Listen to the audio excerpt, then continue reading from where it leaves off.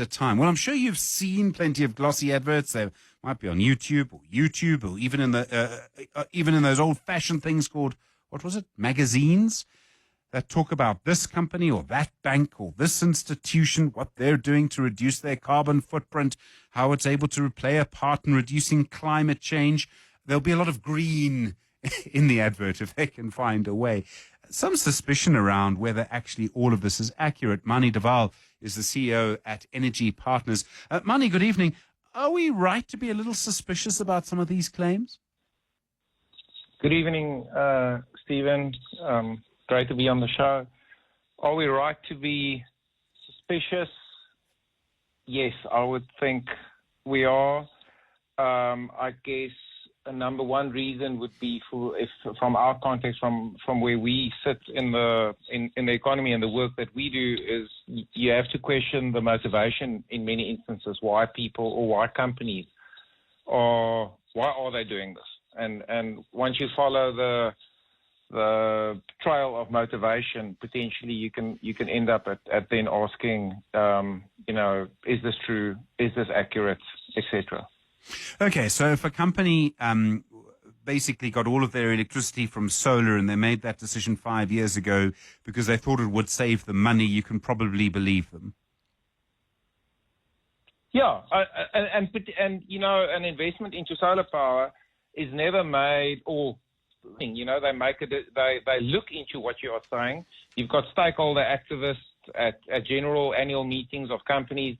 So and then there's also regulatory pressure building up. So I wouldn't worry too much about whether company. If you just look at an ad, I think there's quite a bit of pressure building up for companies to actually get it right.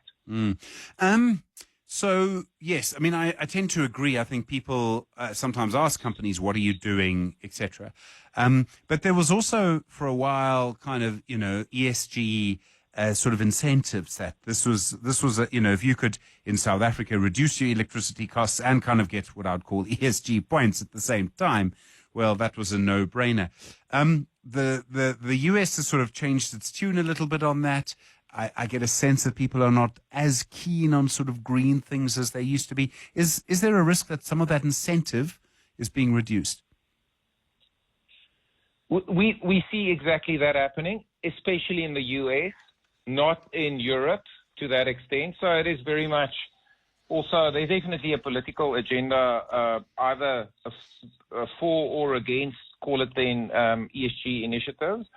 But ultimately, as I mentioned before, there's a underlying force.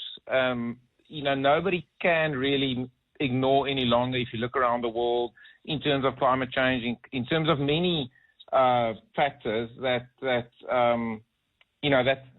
pressure is building up. And what we are seeing is it's almost like there's a reality check at the moment.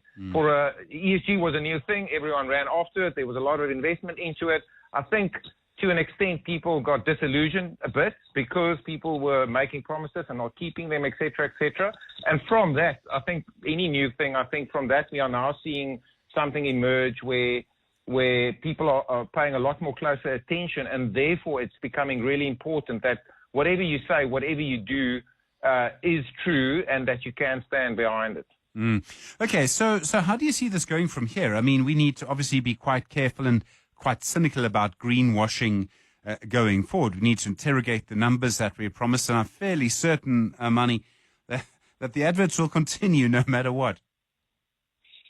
Yeah, they will, but there's real consequences, again, building up. For one, if carbon tax is when it becomes legal across the world, also in South Africa, you're going to have to declare what your carbon footprint is, and then there's a potential tax liability.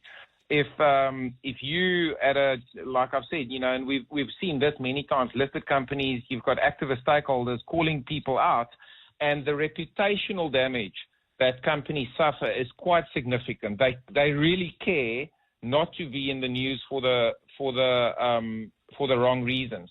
So in that sense, we see a lot more seriousness about this across the industry. I think the biggest problem that we are seeing is that it's easy to create a narrative around being green. It is very, very difficult to act, or hard to actually come up with real impactful initiatives, because it does require change in your organization. And that's where there's a lot of advisory firms running around helping companies coming up with reports.